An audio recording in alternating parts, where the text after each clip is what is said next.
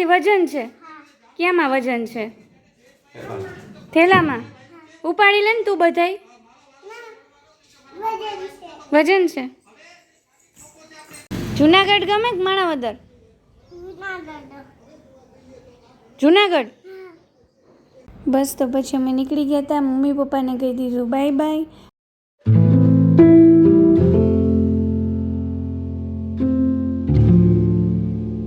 ખુશી ચીકુ મામુને કાલ તારી વગર નહીં ગમે. ગમે? તારી વગર નો ગમે એને. થઈ ગઈ. કોનો દીકો થઈ ગઈ? હે? પૂછે છે કોનો દીકો થઈ ગઈ? પપ્પા જાવ એમ કરતી હતી. હે? કે પપ્પાનો દીકો છું કહી દે. પપ્પાનો દીકો છો? Hello friends, welcome to Ami's new vlog. ને હું પહોંચી ગઈ છું ઘરે અને બસ આવીને મેં નાસ્તાની પ્રિપેરેશન સ્ટાર્ટ કરી દીધી છે. તો હું અત્યારે છું કિચનમાં. ખુશી સાથે ટ્રીપમાં જવાનું હોય એટલે સૌથી પહેલાં હું નાસ્તાની પ્રિપેરેશન કરી લઉં. એટલે મમરા, વેફર, ભૂંગળા એવું બધું લઈ જવું હતું હારે. તો મેં એની પ્રિપેરેશન કરી દીધી હતી સ્ટાર્ટ. અને સાથે સાથે મેં પહેલાં ભરી લીધો મુખવાસ, એટલે એ પણ પેક થઈ ગયો છે. પછી આ વેફર તળાઈને રેડી થઈ ગઈ હતી, ભૂંગળા પણ તળાઈ ગયા હતા અને સેવ મમરા પણ બનાવી લીધા હતા. બાકી બહારથી જે વસ્તુ લેવાની હતી એ બધી લઈને હવે રાખી દઈશું. ક્યાંથી પાછા આવી ગયા? પપ્પા નાના હતા ત્યારે પપ્પાએ માણાવદર જતા. દાદીને પૂછ જતા તમે? બહુ જતા. વેકેશનની રાહ જોઈને બેઠા હોય પપ્પા. તો કે ક્યારે વેકેશન પડે ને ક્યારે માણાવદર જાઉં. જો તને તો માણાવદર ગમતું નહોતું. પપ્પા તો બહુ આવે. પપ્પા તો જતા વેકેશનમાં માણાવદર. નથી આવવું ન ગમતું. જયમાં કરતો હતો. નાને તો પપ્પા જાવ. જેવડા છોકરા હતા ને તેને મજા આવતી. આઈને બાજુમાં નીત હતો તો એની યાર જાતી રમવા, પણ પોતાને ધાર્યું ન થાય એટલે કે પપ્પા આગળ જવું. કા અત્યારે હું બેઠી છું અહીંયા કટલેરીનું પાઉં છે ભરવા, પણ મારી એક વસ્તુ મને મળતી નથી અહીંયા ડ્રેસિંગ ટેબલમાં. તો પહેલાં મારી બધી વસ્તુ વેલ ઓર્ગેનાઇઝડ આમાં મૂકેલી હતી. મારે જ્યારે જે જોતું હોય એમાંથી હું સીધું મળી જતું હતું. પણ ખુશીથી જ્યારથી આ પહોંચવા માંડ્યું ને એને ખબર પડવા માંડી ત્યારથી મને એક વસ્તુ મળતી નથી. હવે અત્યારે મારે જે નાની મોટી વસ્તુ, બેઝિક વસ્તુ, પાવડર કે એવું જોઈએ છે એ પણ બધું આડાવડું કરી નાખ્યું છે. અને જો શેતાનનું નામ લીધું ને શેતાન હાજર.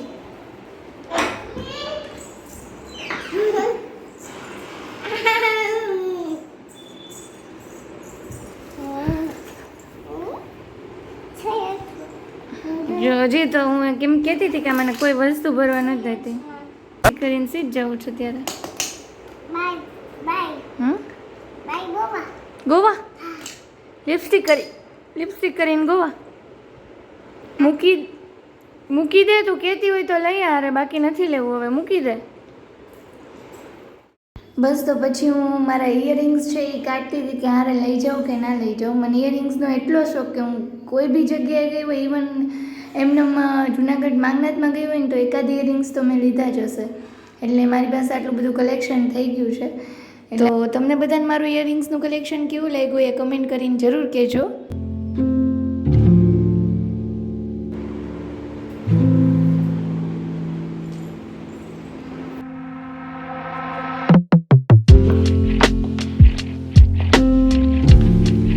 કરી આવ્યા છે એની શોપિંગ. શું લઈ આવ્યા બતાવો.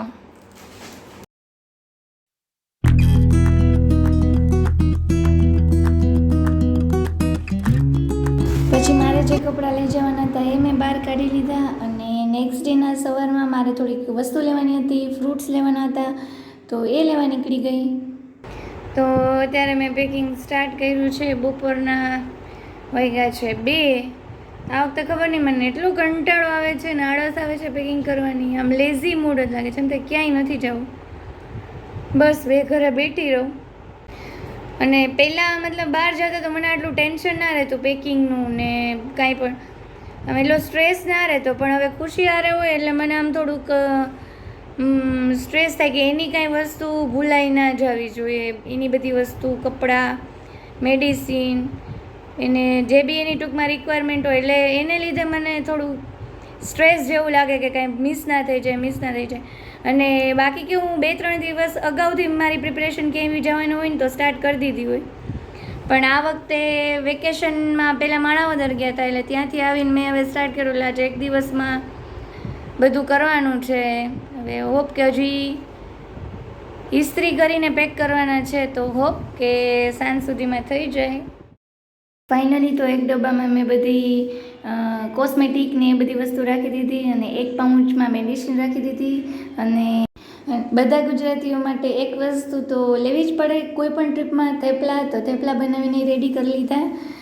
અને બસ તો હવે ઓલમોસ્ટ બધી પેકિંગ ડન થઈ ગઈ છે. તો બસ અત્યારે વાગ્યા છે સાંજના મતલબ રાતના 8:30 અને બધું પેકિંગ ને નાસ્તો ને બધું ઓલમોસ્ટ ડન છે.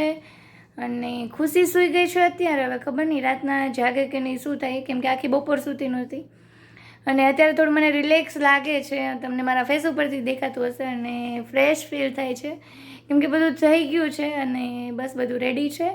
તો હવે નેક્સ્ટ વ્લોગમાં મળીએ જ્યાંથી અમારી ટ્રીપ સ્ટાર્ટ થશે. તો આ વ્લોગને હું અહીંયા એન્ડ કરું છું.